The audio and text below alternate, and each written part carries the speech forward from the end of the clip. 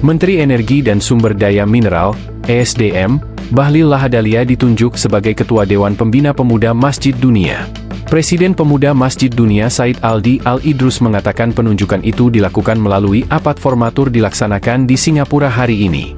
Dengan peran beliau yang memang hatinya terikat dengan masjid, maka dari itu dengan satu suara para formatur sepakat mendaulat Bahlil Lahadalia menjadi Ketua Dewan Pembina Pemuda Masjid Dunia, kata Said melalui keterangan tertulis. Ia berkata Ketua Umum Partai Golkar itu bukan wajah baru di organisasi tersebut. Bahlil pernah menjabat sebagai Sekretaris Wilayah Pemuda Masjid Papua.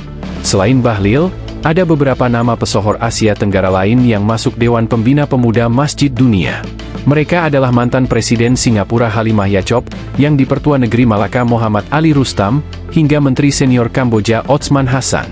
Selain penunjukan Bahlil, pertemuan di Singapura juga membahas kerjasama dengan negara anggota.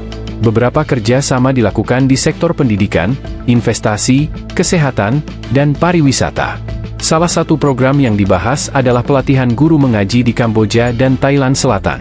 Rencana kerjasama itu akan dibahas lebih lanjut pada akhir Oktober 2025, yakni dalam acara pengukuhan pemuda Masjid Dunia di Hotel Borobudur, Jakarta. Download Tribun X sekarang, menghadirkan lokal menjadi Indonesia.